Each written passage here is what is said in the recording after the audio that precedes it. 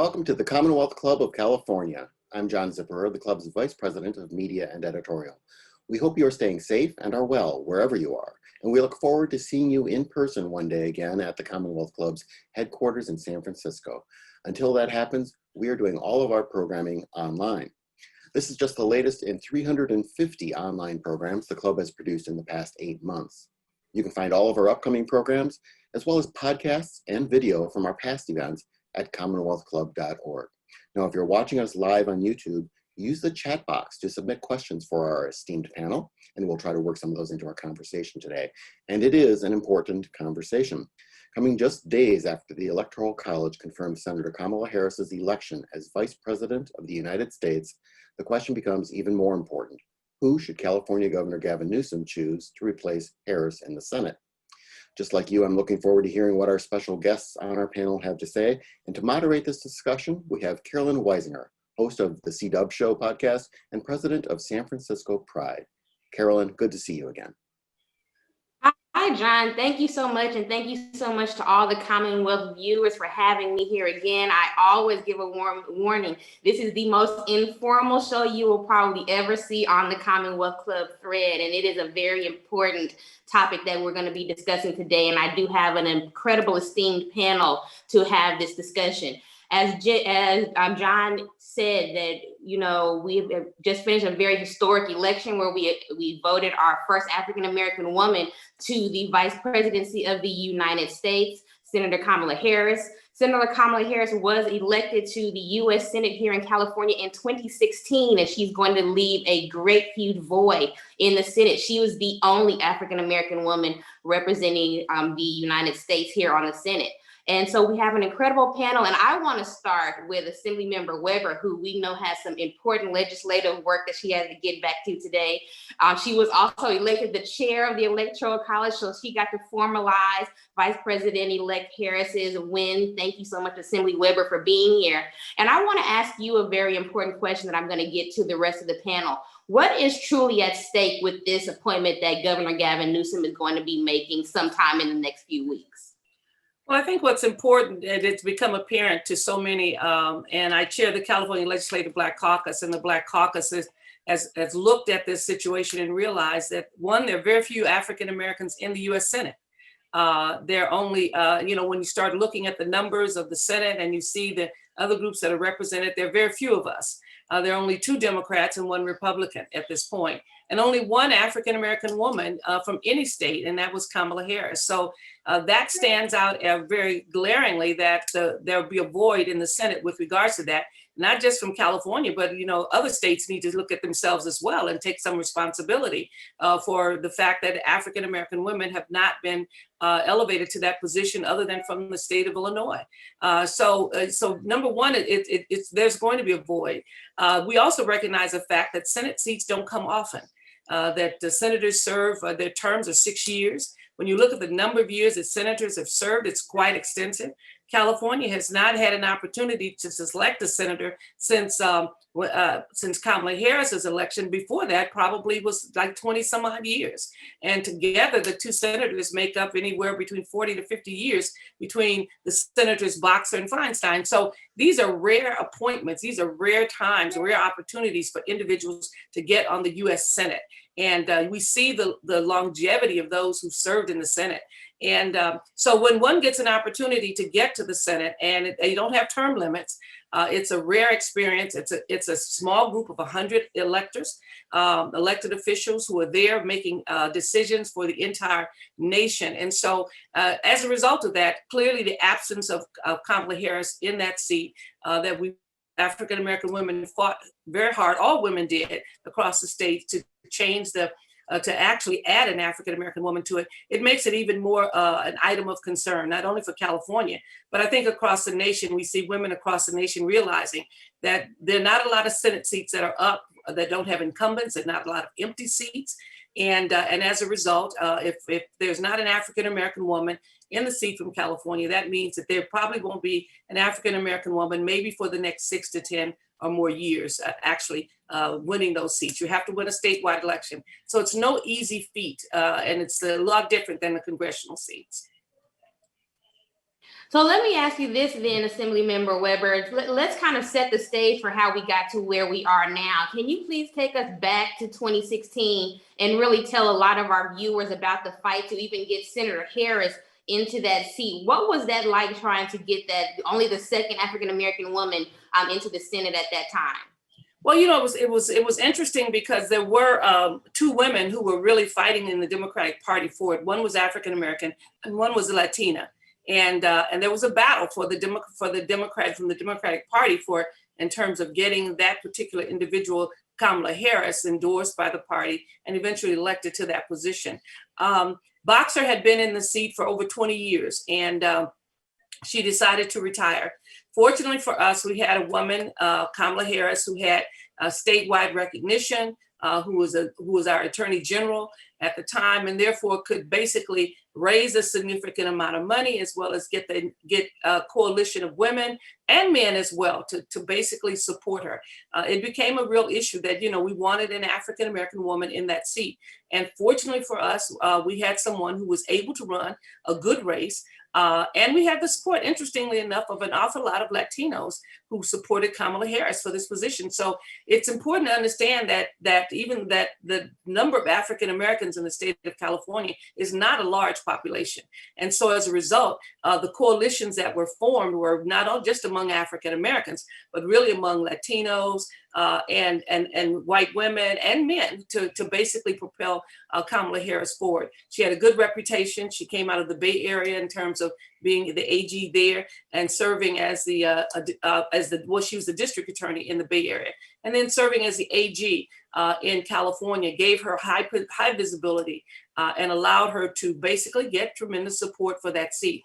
A lot of energy went into it, not just among African American women, but all women supported the fact of having an African American woman in the Senate, because there hadn't been one since Carol Moseley Braun, which was several years before, and she only served one term. So these are rare seats, and people recognize that. And I'm not even sure if when she was nominated for vice president, people factored in at that moment that this would mean an absence of that seat. You know, it was, people were so excited about the vice presidency that they didn't think, oh, wait a minute, you know, what will this mean? You know, because there are all these effects that happen when one thing happens, there's another and there's another. So I don't think we all factored into it at the time of what it would mean. And as people began to look at them, then we realized that this was going to be a void in terms of an African-American woman, not only just from California, but in the national scene itself. And so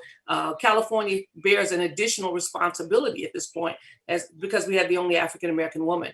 But I keep telling every other state that, you know, this one woman is not sufficient. You know, the fact that we're so eager and anxious about it is a reflection of the nation and what the nation has not done in terms of encouraging and supporting African-American women to run for the Senate. I mean, that is more of a message than anything. You know, whatever our victory is with this seat or not, it should be a wake-up call for all states to say, wow, look at here. We've had one African-American woman, and that woman was in Illinois, and she did one term, you know, and that's rare for a senator.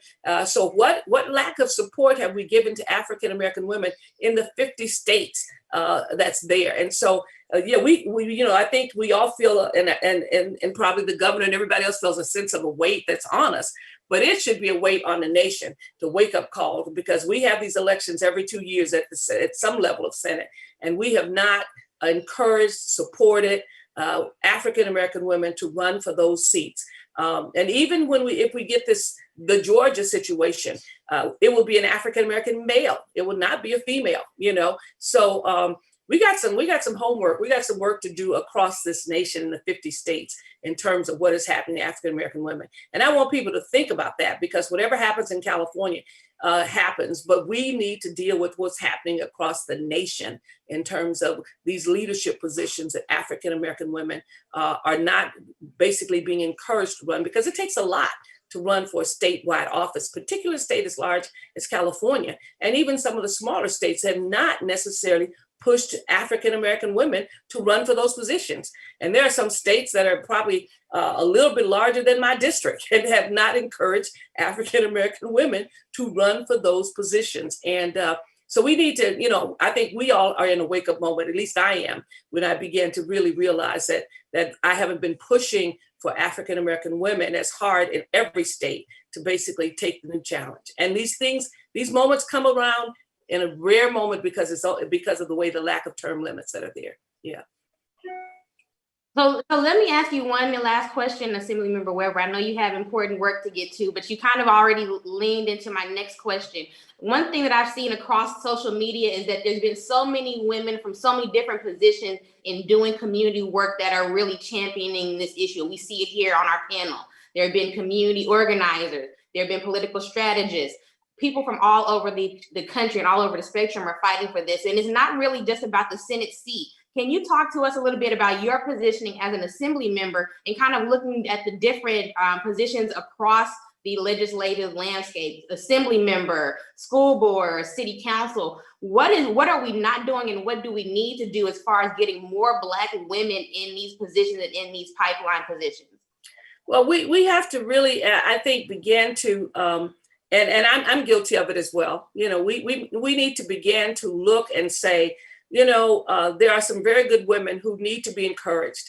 I started a group called Be Wild, the Black Women's Institute for Leadership Development in San Diego, because I'm the first African American that's ever been elected to the state house in the history of California from any position south of Los Angeles. That is criminal. That is ridiculous that I'm the first. I mean, and so when I ran, I didn't really want to run because I was busy doing other things. But I realized that I was the only person who could actually win the seat because of the things I had done. And so when I ran and won, I said to myself, I may be the first, but I will not be the last. Okay. And so I have been organizing women in San Diego and encouraging them so that we have women now on our city council. We've got a young mayor in one of my surrounding cities. And we have women who run for the board of supervisors, and whether they win or not, they learned a lot about the process and they're getting themselves prepared for leadership and serving on commissions and boards. So I've been pushing young women and older women to really get engaged. And unfortunately, we have not had a person in San Diego who did that. The person who pushed me to run for the assembly seat was actually the Speaker of the Assembly, was a white woman who wanted me to run, and she's been pushing me to do different things. And so it really is important that we have to start organizing and pushing Black women into these positions, giving them the support they need, the resources, introducing them to people who help raise money. I mean, all these things are sometimes, they elude us because we're not in the center and in the circle to do it. So we have a tremendous challenge. I think Black women are the worker bees. We're the ones that get the meeting together. We're the ones that knock on the doors. We're the ones that raise, that help to cook the chicken if we're gonna have a potluck or something happening. We are the ones who get the stuff done, okay? We have to now say, okay, we get that done, but now we got to get to this other level. And we need to recognize that I start looking at the structure of California and the absence of Black people, whether it's in the constitutional officers, whether it's in the Senate, in the Assembly, there are 3 of us Black women in the Assembly now, and none in the Senate because Holly Mitchell left. So we've got to fill that slot. So the numbers of Black women are not that large in elected positions in California. So we're going to have to start organizing ourselves better in this state to accomplish that and to support women. But we're also going to have to do it across the nation. So it is extremely important. And there's a difference made when we're in the room versus outside the room. When you're in the room, you can do things that are preventive. You can make things happen. You can organize in a different way. When you're only outside and banging on the door, you get some things done, but the energy and effort is a whole lot harder. One of my friends who used to be mayor of San Diego always said, if you're not at the table, you're on the menu. And that is so true. And so you want to be at the table, and rather than being on the menu, having everybody talk about you, you want to be in the room setting the course. Okay. Listen, unfortunately, I'm in another meeting with the speaker at this time. Thank you guys for having me. This is an important conversation that we have to continue forever about how we're going to encourage Black women to take leadership roles in the state, but also in the nation, and what it means to really support us and open these opportunities that we have never even, there are places we only we've never been in terms of fundraising and that and those kinds of things that we don't have the knowledge of, that we have to really share with everybody else, so that people understand the process of running for office and how to be effective and successful in accomplishing it. And we're a long way off from it, but at least this is a wake-up call that it's not just a state issue, but it's a national issue. And we have to address the issue of Black women engagement in the power structure. Thank you so much. Thank you so much, Assemblywoman Weber, for joining us, and I look forward to continuing this fight with you. Thank you. Thank you. And I want to move on to Alicia, and I want to kind of stay on that topic of so many different Black women from across the spectrum, across the community, who are invested in this process. I think when it first started, people thought that it would be centralized just to women that were specifically in elected office or political positions. But where are you coming from as far as being a community organizer? We all know you as the founder of Black Lives Matter, but you also are the principal at the Black Future, I'm sorry, I'm going to say it wrong, the Black Futures Fund. And you all do some very important encouraging and teaching young Black folks how to do an effective policy. So where are you coming from in advocating for this appointment? Sure. Well, first of all, thanks for having me. And it's so good to be on here with all of you. You know, as I was listening to Assemblymember Weber, who is a legend and a hero for so many of us, I was thinking about a few things that are important for this conversation. And, you know, one of the things I always struggle with, and this is just true in terms of Black organizing in particular, is that, you know, it is true 100% that we should not be going backwards in the sense of going from one Black woman, in the entire US Senate to 0 Black women in the entire US Senate. That's a big deal.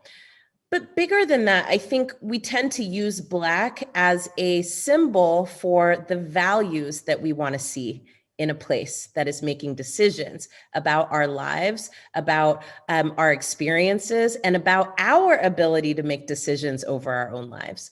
And I think that that is actually really what's at stake here. I mean, Assemblymember Weber really laid out the case for what happened in 2016 when Vice President-elect Harris was elected to the United States Senate. And it's true, she was running against another woman of color, a Latinx woman. And when Assemblymember Weber said that, you know, a multiracial coalition came together to support then US Senator Harris for her seat, it was because, right, people wanted to see the values that she represented, her position on the issues inside of this larger governing body. And we wanted to see the experiences of a Black woman who has been radicalized, right, by her experiences with racism and sexism at the same time, bring that experience into what it means to make the rules that shape our lives. And so that to me is what's really at stake, right? That what we know is that even in a race where there's multiple women of color, right? Women of color are saying, hey, well, we need somebody who is going to move the progressive agenda around the things that we care about, not just any agenda. It's not enough for you to just fill that seat, child. You need to be in there and really working to make sure that our lives are better. And that's really the position that we take at the Black to the Future Action Fund. We don't support Black people just to support Black people, because we know that's gotten us into trouble, child. From Clarence Thomas all the way to Daniel Cameron over here in Kentucky. We can't afford to do that because not everybody that looks like us is for us. But what is for us is a set of values that we need to move forward. And I think those values are also represented in California. California is seen as a national leader in terms of progress. And what happens in this state, the 5th largest economy in the world, actually sets precedent for what happens across the nation. And so that is why it is important for not just a Black woman, but Black women with our values to be in that seat. And we have said that we want to see either Assemblymember Karen Bass, or we want to see Congresswoman Barbara Lee. And the reason for this is because both of these women are not only Black women, but they are Black women with a vision for how to make all of our communities better, how to make sure that we can all progress, how to make sure that we all have an opportunity to succeed, and how to make sure that we all are able to live with dignity and respect. And I will say, and I said this before and I'll say it again, Black women were critical to this election cycle and all election cycles, frankly, and so were women in general. And I think that what is interesting here for me is that when I see the decision that the governor has in front of him, and I hear First Lady Newsom talking about how gender equity is California's promise, and that she planned really to use this platform to advance an agenda of gender equity, I can't help but feel that feeling that so many of us women experience, and in particular, women who are marginalized, right? In other ways, whether it be through race, whether it be through gender identity, et cetera, of being passed over for a position that we are uniquely qualified for. Okay, both of these women have been in Congress forever. Okay, they know how to run things. They have built the relationships, they've built the seniority. And to know that the governor has been weighing options, and I've only seen names of men, I can only imagine how these two accomplished, qualified women with seniority in their roles might feel, knowing that they were not at the top of the list and that everybody else was a contender. So that is what I think is at stake here. And I know for one thing, it's not a question of whether or not Governor Newsom needs to make this decision. It's like, it shouldn't have been a question in the first place. And I think for me as a Black woman, I'm in my feelings about it. I'm very, very offended by it myself. We getting real informal. I'm over here snapping. I don't think the host should be snapping. But anyway.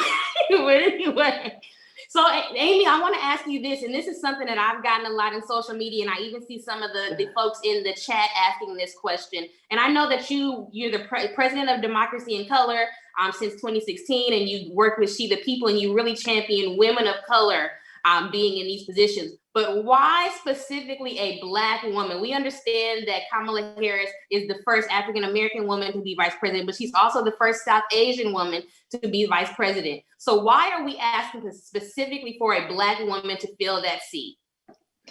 I love Alicia teed us up perfectly by talking about values. We have to acknowledge that Black women are playing a very unique role in leading the country right now. We're not just the most effective organizers, not only in California, but across the country. We're not just the highest turnout group of voters and the most loyal Democrats. We're not just the people that led multiracial coalitions in the states that mattered, that delivered the White House. We are actually governing with our full humanity in view.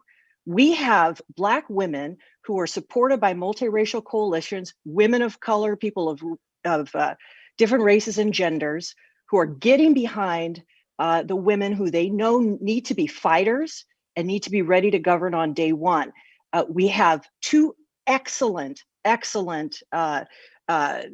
candidates for the appointment. Our senator, our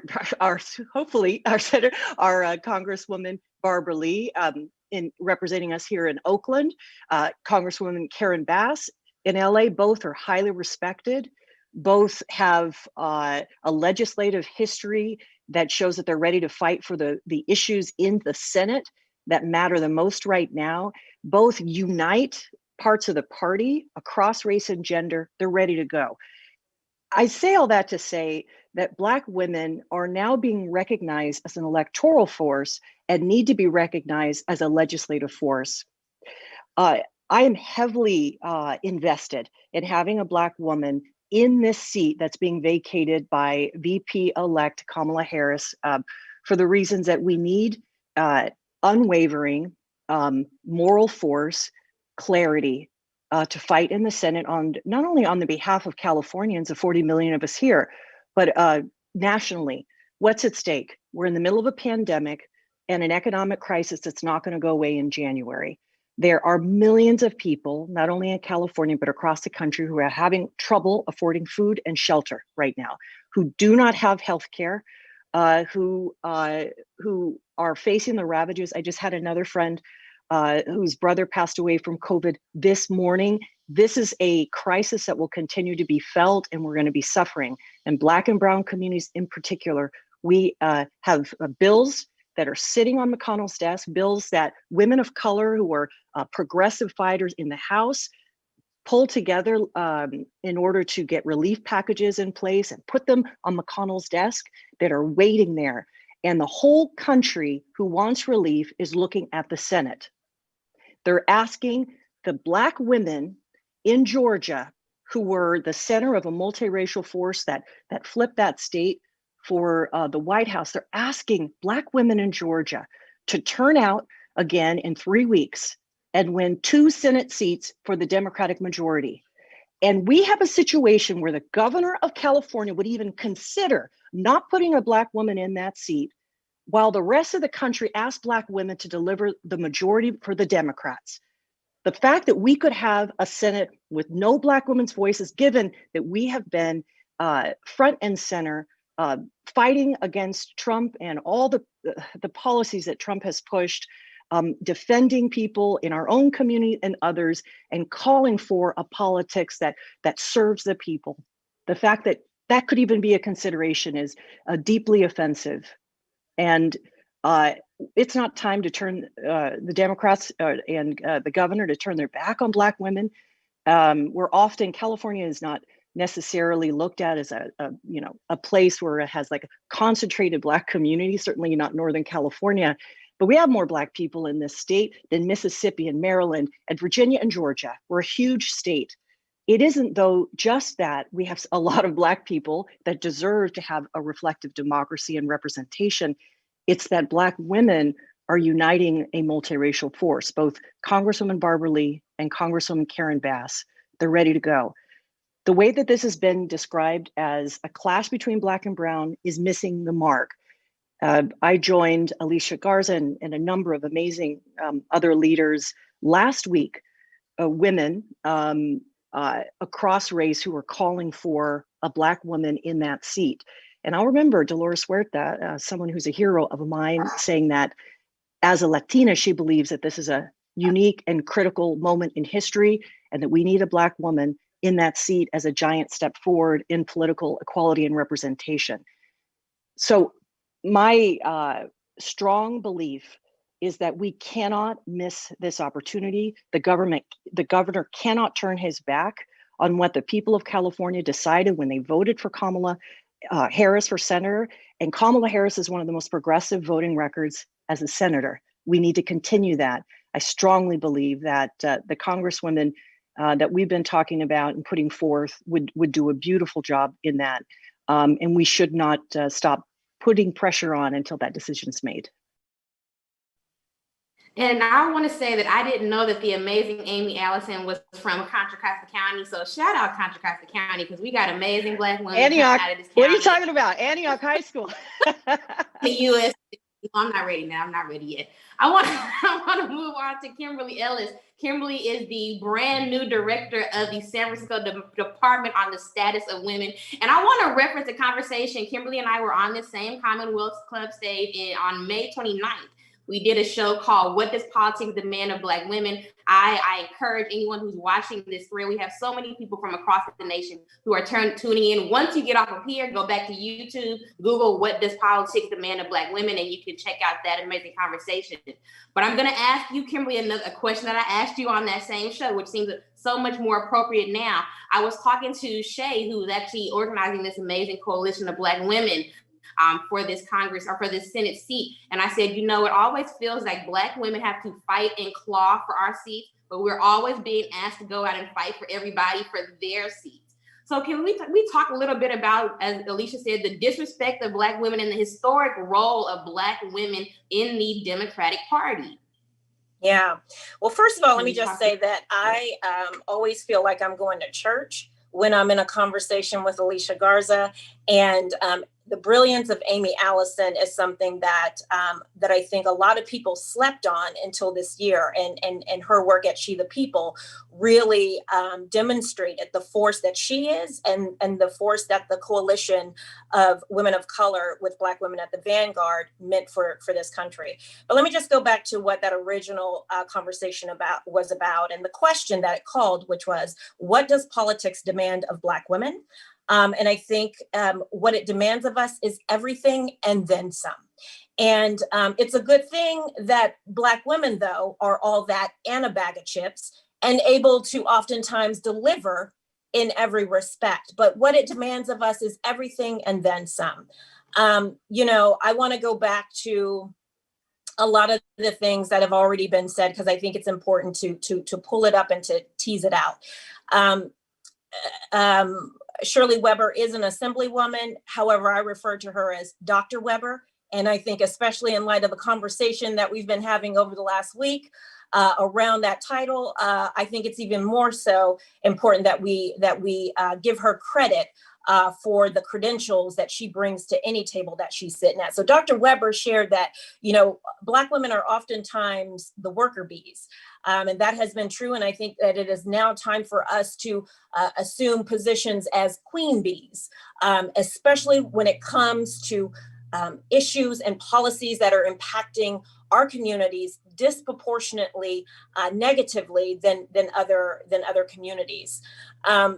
Leisha shared that, you know, even having to have this conversation has her in her feelings. Many of us share that. We're feeling a certain kind of way. I would put an even finer point on that. I think it's important, especially now when so much is on the table, that we not mince words.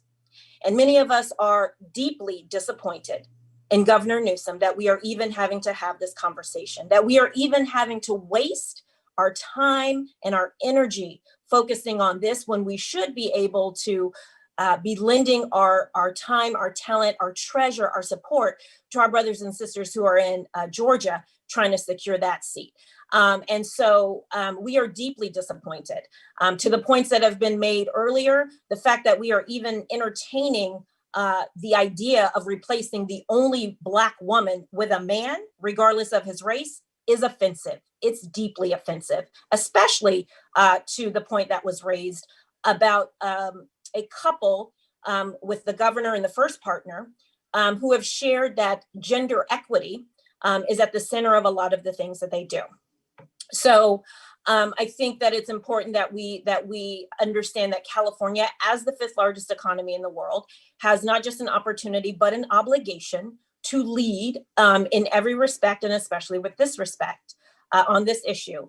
Governor Newsom has before him right now the ability to set the stage for a future that includes more women of color, and in particular, more Black women seated at decision-making tables at every level and across the country. Or alternatively, he could set back not just women of color and Black women in California, but across the country. Dr. Weber shared in her remarks that this is not just a California issue, it's a national issue. And what's at stake is everything from racial equity to environmental equity to economic equity to Black maternal care.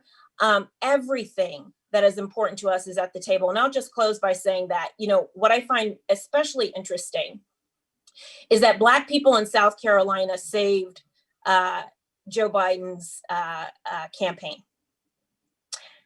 Black people, then again, with Black women organizers at the vanguard, saved this country and snatched it from the jaws of death during the presidential election. And now Black women organizers and Black people are on the verge of saving the US Senate with the work that is being done in Georgia right now. More than 170,000 voters voted on the first day of voting in Georgia. That surpassed the number of early voting in the presidential election.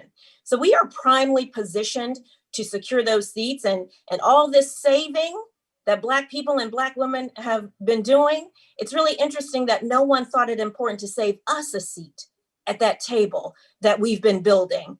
And so for not just because it's the right reason, but because it's the moral thing to do. Governor Newsom should appoint a Black woman. And there are two eminently qualified candidates that we have put before him. He should choose one of them, and he should do so quick, fast, and in a hurry. So I'm going to stick with you, Kimberly, because I just love talking to you, and all of you know that I love tea. So I'm gonna bring a name into this conversation. You know, let's talk about Senator Dianne Feinstein. Dianne Feinstein has been the U.S. Senator, the senior U.S. Senator since 1992 when I was in 7th grade. I will be 42 years old in the next month and a half. So let's talk about, you know, she recently said that she's advocating for Governor Newsom to appoint a Latino to the U.S. Senate spot. However, in 2018, when she was running against a very qualified Latino man who ran a great campaign, who got the party itself to actually turn its back on Dianne Feinstein and endorse him, she did not step away from her seat then. So it feels to me, Kimberly, that people of color are being forced to fight over a bone that we shouldn't have to save white folks in these positions. Can you talk a little bit more about Black and Latinx folks being put in this position again by white?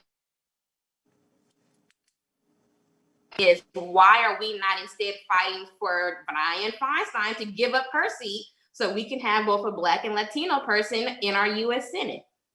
Yeah, well, you know, I think that it raises the very real issue that we're dealing with, which is this false narrative that we have to give this, if we give this seat to a Black woman, it is at the expense of the Latinx community. That is a false narrative. Black people and Black women have always built community and coalitions that are both deep and wide. It speaks to the values proposition that Amy raised earlier. People know this about Black people. They know it about Black women, that when as we climb, we lift, we bring other people with us. And so we are very clear that this is not a Black versus brown issue. This is very much about ensuring that there is racial equity, that the voices, the perspectives, the lived experiences of Black women are at one of the highest decision-making tables in the land. And let me just also say this. It also doesn't have to be an either or proposition. There is an opportunity where we can both have a Black woman appointed to a Senate seat and a member of the Latinx community appointed as well. And the easiest way that we can do that is if Senator Feinstein stepped down and retired and gave up her seat to ensure that a growing demographic bloc in California, that being the Latinx community, also has a seat at this table. So to the, you know, just to the issue of Senator Feinstein weighing in, you know, I think we all would thank her for her many decades of service to California and to this country. And that if she is, you know, so adamant that a Latinx be appointed to a U.S. Senate seat, then she should do the honors of retiring so that he can have her seat. I'm going to ask Alicia the same question from an organizer perspective, a boots on the ground perspective. You know, I've honestly, living here in Richmond, and had this conversation with Black and brown students, and I told them, do not allow whiteness to make you fight over equity. Can you speak a little bit more from an organizer's perspective of this concept of Black and brown folks having to fight for power and equity? Sure. Well, so I want to start off with this because I couldn't agree more with Kimberly that we're missing the boat in this conversation. It's not an either or. With people of color, with marginalized communities, it's always a both and. That is the character and the nature of our lives, right? And that is how power is organized. And so if we want to interrupt how power is being organized, the way that power organizes our lives is to try to get us to see our joint conditions as an either or. Either I make it or you make it, but we can't both make it at the same time. But what we know from history is that that has never been true. And, you know, even though we collectively are the majority of the population of this state. We are not the majority of the population of people who make the damn rules. And so, we got to think about it from a strategic perspective.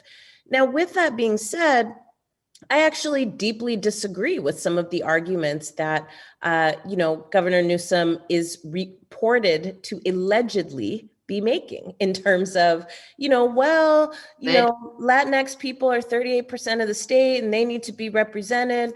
Let me just be really clear here. What I think is actually happening here is the worst of representational politics.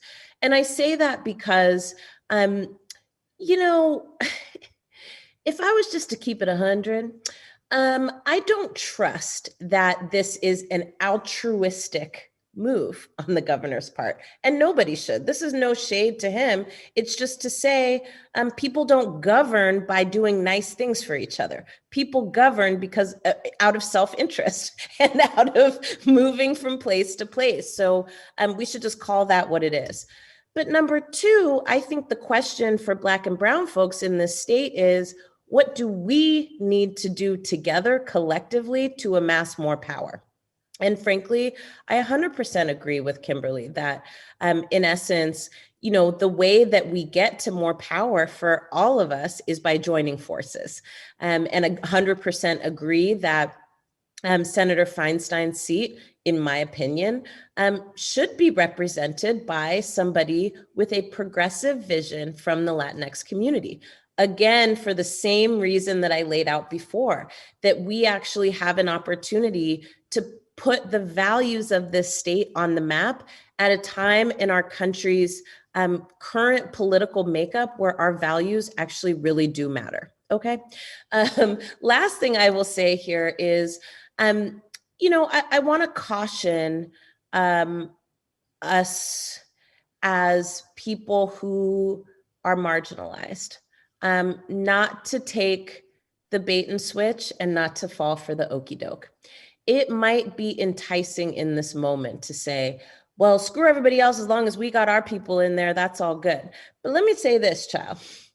I want you to weigh in on, does this person share your values for where you want to see this state going? And does this person share your values for where you want the country to go? Now, you don't see us being like, well, any old Black person will do, child. We got names and receipts, okay? Names and receipts. So there's that on that. But bigger than that, I think, so much of what we need to be pushing in this moment is not the same white supremacist tactics that have divided us in the past. We should not look at this as if we are scrapping for crumbs, because you know what? The meals are full for some of these folks, okay? They are gorged, gorged in abundance, which means abundance exists. It's about how it's being distributed. So for me, I feel like this. We need more Black and Brown people in government in California. We need more Black and Brown folks in government federally. And those folks need to represent not just, no one person can represent Black people everywhere or Latinx people everywhere. What we're trying to represent here is undoing rules that have been rigged against our communities for a very long time. And in order for us to do that, we have to be willing to challenge power. And that is exactly what former Senator Harris was willing to do. Damn it, it's how she got to be nominated to be the vice president and how she became the vice president-elect. And it's very similar for Congresswoman Bass and very similar for Congresswoman Lee, who was the damn lone vote against the Iraq war. So listen now, child. What I'm telling you, the point of the game here is to unrig the rules that have been rigged, not just to put somebody who looks like us in a seat and keep the rules rigged. Alicia, I want to say that you posted something on Facebook the other day. I think you were introducing or graduating your fellows at the fund who had just finished the policy program. And I've been struggling how to figure out my positioning on policy. And I think what you said is that we need to teach more people how to do policy so they can create policy and undo the policies that have been oppressing us. And I think that that is so important. when we're looking at putting folks in these positions. I want to ask Amy, regardless of what Gavin Newsom does, we are looking at what's going to be a fight for the next 1 or 2 election cycles in 2022 and in 2024. What do you lay out for somebody like me who starts to get the terms confused? What are we looking at going into 2022? I believe that Senator Feinstein's seat is up in 2022, or is it Senator Harris's seat? Because I know hers is very soon. I would just say what Alicia and Kimberly laid out around the dynamics of representation in the Senate on behalf of California and the national implications. I agree 100%. The only argument that I keep hearing, which is a false story about Senator Feinstein, is she's so senior that if she stepped down, California wouldn't be in a legislative leadership position. That is not true, because she already stepped down from her powerful chairmanships in these committees. She's preparing to not be influential in the same way in this next year. And it's worth talking about, because while we're talking about the power of Black, Latinx, and Asian Americans, we also have to talk about the waning power of the most senior senator, in the country, who's almost 89, and what California needs. So when we have someone so out of touch with the people of California, it's time to make a change. So I agree. This is a time for her to show a new kind of leadership, that's solidarity with racial justice and support for gender justice, and in some ways welcome the new generation of leadership on behalf of California. That's what I think should happen. So when we look at whoever is appointed in this spot, it's got to be able to raise money and run in 2 years. And I think that dynamic is very important, because you want to put someone in who has a track record of strong fundraising, but also a track record of being able to work statewide in coalescing the number of voters they're going to need for re-election. Barbara Lee is supported not only by different factions of the Democratic Party. She's widely revered. Remember, like someone like Barbara Lee has legislative leadership. She was leader in the Progressive Caucus in Congress. She was the co-chair of the Cannabis Caucus. They just passed legislation with her leadership legalizing marijuana. It's sitting on McConnell's desk. She has been for almost 20 years demanding that the Hyde Amendment, which has blocked reproductive justice for former military people in the military, poor women, and affects women of color, Black and brown women most of all. She's been the major voice there. I see that kind of legislative leadership coupled with fundraising, both on her part and on Karen Bass's part, positioning them perfectly for re-election in a couple of years in that seat. But we also have to look at what's happening nationally, because this is not a California issue, as we've talked about. This is major implications on our ability to push through the kinds of legislation changes that we need as a country. We're in trouble. We are in a lot of trouble. So right now, there's a focus on getting Trump out, his transition out, and bringing in a new administration. But what we need to be quickly pivoting to is, what is the agenda in the first 100 days and the first year? And some of that can be accomplished. Some of the changes in terms of undoing the Muslim ban, changing some of the rules, the Biden-Harris administration can do through executive orders, but many, many more are dependent on the Senate. And as we saw historically in California state legislature, and I know Kimberly Ellis with her deep and vast state experience would be able to talk about this a lot. When California first got a supermajority of Democrats, it did not have people, the majority, whose values aligned with helping those who were marginalized, who were suffering, who needed the government to serve the people. And as a result, that supermajority did not get things done. We cannot allow that to happen. Black women will lead. I believe the turnout that Kimberly, you were saying, the numbers are just staggering in terms of the turnout, early vote in a place like Georgia, where the 2 Senate seats will determine who has the majority, with Kamala Harris, our vice president, as tiebreaker in the Senate. And I think that when we look at the turnout in Georgia, we're talking about the majority of those Black voters who are overwhelmingly Democrat are Black women.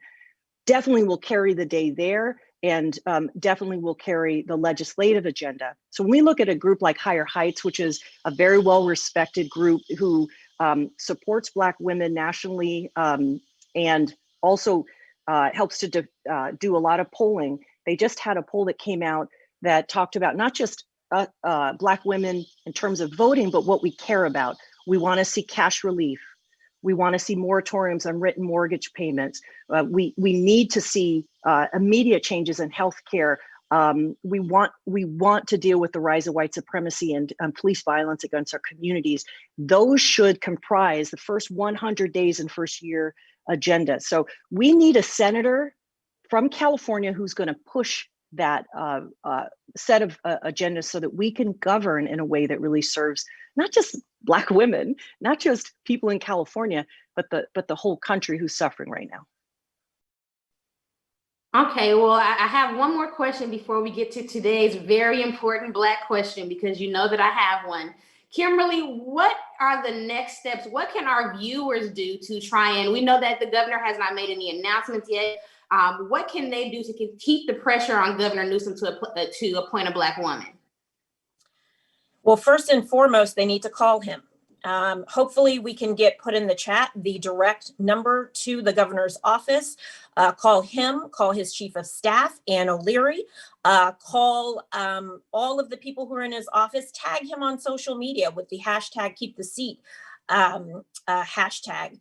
I would also, I think this is a great time to bring in, his chief of staff, Ann O'Leary, who is a woman, the first partner, especially when you consider all of her work that she has done on gender equity. It is time for us to really have a conversation directly with them about this seat. And so everyone can join into that conversation. We have been very active over the last several weeks doing the exact same thing. But the more voices, the better. I would say, especially to our white allies and accomplices out there, like Rihanna said, it's time for y'all to pull up. It's time for y'all to pull up. We have had our shoulder to the wheel on this and so many other issues for so long. It is unconscionable that we continue to bear this burden alone. We need your help, and we are asking directly for your help right now. And especially to the donor community, and very specifically to the white woman donor community. We need you to continue to raise your voices and to continue to let Governor Newsom know, and First Partner, that you are with us and standing shoulder to shoulder with us on this effort, and that he should do the right thing and appoint a Black woman to this seat. And definitely we're going to have someone who's going to put the number where they can call Governor Newsom, any other information where they can reach out and contact. If you're ever at a loss, I know that Amy, Alicia, and Kimberly have done amazing job of signal boosting on their Twitter and Instagram and other places. I like to just go and steal things from social media. That's the easiest way to do this. Amy, do you have any final thoughts when we get out of here about this appointment? Any last things that you want the public to hear and know? Yeah. In addition to everything Kimberly said, tweeting actually works, and tag the governor's, Gavin Newsom's personal account, the official accounts, and let it be known what it is that you want for California. And we have hashtags, Keep the Seat, hashtag Appoint a Black Woman, and they need to hear from you right now. The word on the street is we're going to have the announcement before Christmas. So we have really a few more days, and then supposedly the announcement's going to be made.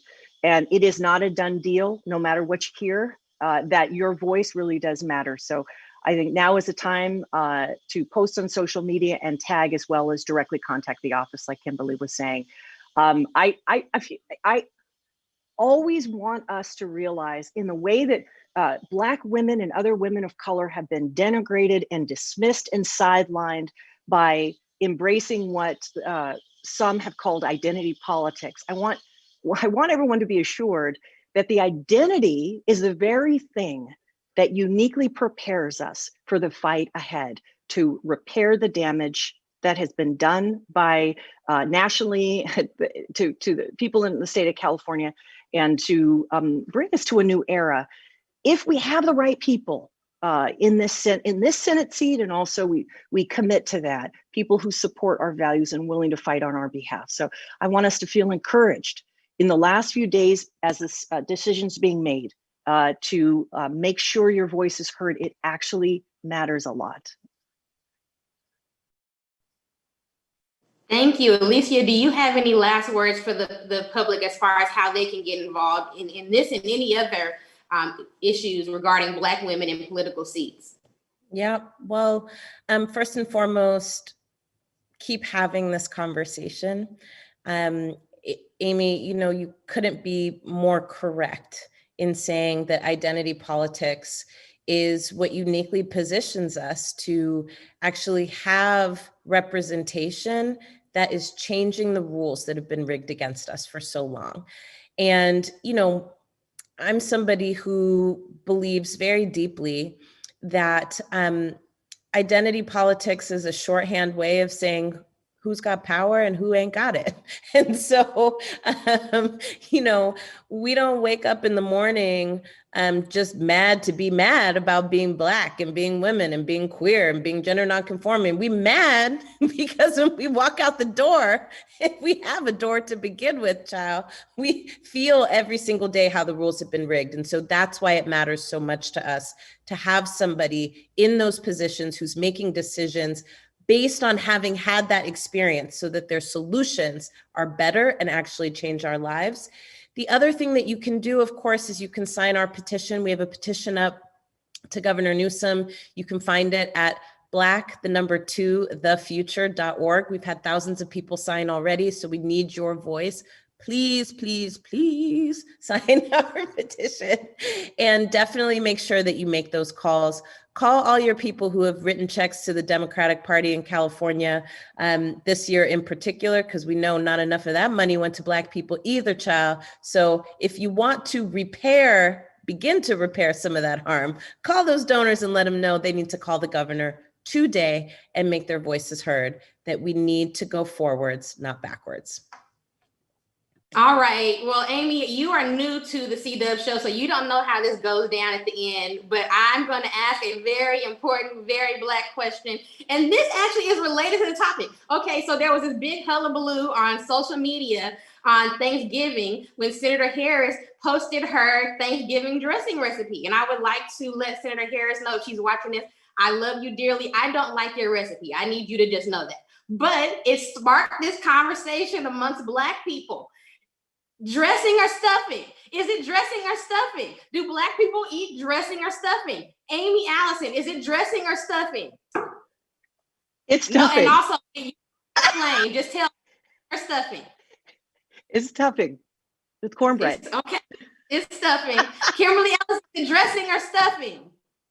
I'm originally from Tennessee. Those of you who know me, is always and forever cornbread dressing. Alicia Garza, people need the Black Lives Matter perspective. Dressing or stuffing? Okay, I'm not giving the Black Lives Matter perspective because, I can't do that. But I grew up with it as dressing. And just to make it even more complicated, I'm good off both. I don't like dressing. You know what? On that note, thank you, and I'm everyone. low carb. I don't eat carbs. So I'll eat them all. I don't even eat them. I'll take it for you, Alicia and Amy. I'll take it all. Fair enough. Fair enough. All so much. Thank you, Amy. Thank you, Alicia. Thank you, Kimberly, for participating in this conversation. Thank you, viewers. Please make sure that you are checking for how you can call the governor, how you can email the governor, how you can sign a petition so we can get this very important appointment done. You can find the C-Dub Show across all social media platforms at the C-Dub Show. You can find me on Instagram and Twitter, and now on Clubhouse, my new addiction to Clubhouse. If you want to talk to me all day and night, find me on all of these forums as C-Dub the host. Thank you so much again. You all have a great and amazing holiday and day. Bye. Bye.